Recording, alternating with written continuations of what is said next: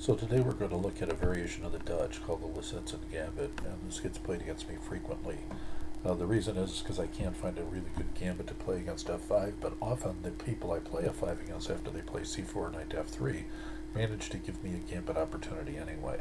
So in this particular case, what we're doing is we're trying to open the f-file early and attack, and it's a really simple thing, and they don't really have an ability to fianchetto, so let's look at this.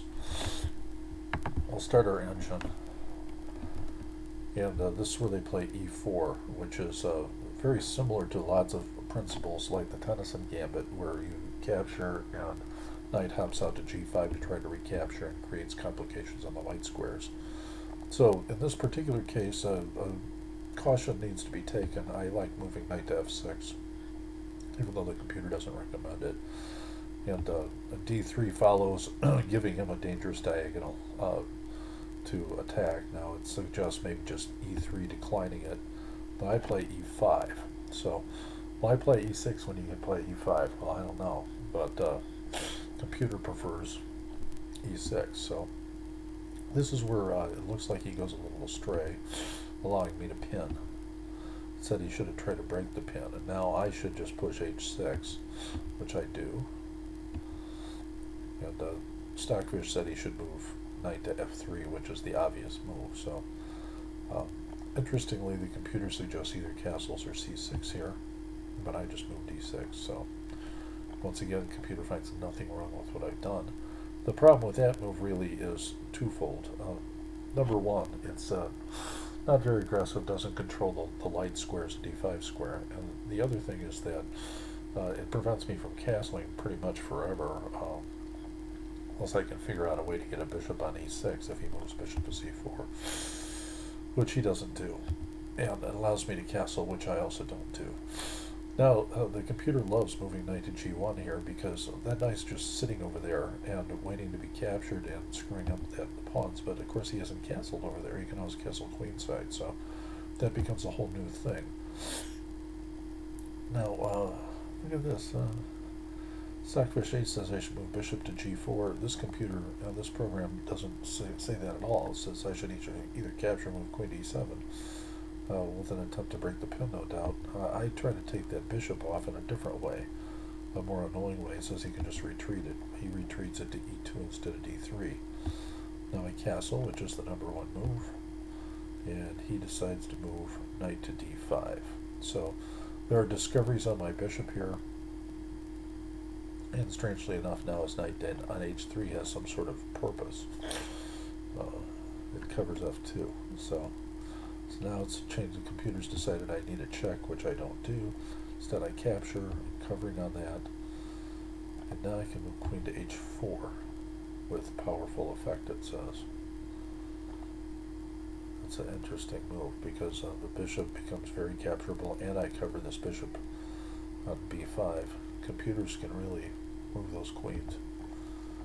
I retreat, and now it says I have a lost game if he simply castles. No, it doesn't say I have a lost game. So my retreat was unsound, it turns out. Now I'm banking on, bishop takes knight, and a kind of a wild attack. The funny thing is he's also got like b4 in the middle of this, lots of things like that. So let's see what he does. He takes my knight instead of castling. Castling was the correct move, would have put him up 1.5. And in so many of these unsound chess games, they fall prey to a cheap tactic. Now it says he should castle, because he can't protect things over there. I would have a small advantage. Instead he takes, and he's gone for the piece, and he thinks he can escape with his king. And now the chase is on. Says king to c3 is correct. Queen to e3 check is correct, which I don't do. Look, I made a terrible move. Let's follow this line. Queen to e3 check. Looks like you can just interpose, right? Queen to d3, then queen to c5 check, picking up the other bishop. Okay, that was easy. Okay, instead I kick the other bishop. my idea is to fill up that b4 square so he can't retreat there. Okay. Oh, look, the computer's changed its mind. It says my move's even better. Oh well, so much for computers. So now it says he needs to just move his king, but he moves his bishop. Now I go a5. So it's always nice to see when your idea works a lot better than the computer's at first. Okay, so he can move bishop to a3 here, which he doesn't do. He's lost anyway. He's less than 2, so he retreats. Now it says b5.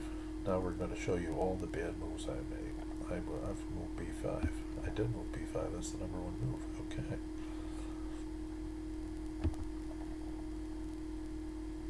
So bishop takes b5 and the rook and a to b8. And he's dead. So he's down to 3.5. He moves there, and he's going to end up checkmated. So that's the end of this game. The Lisitsyn Gambit shows you the way I played it, at least.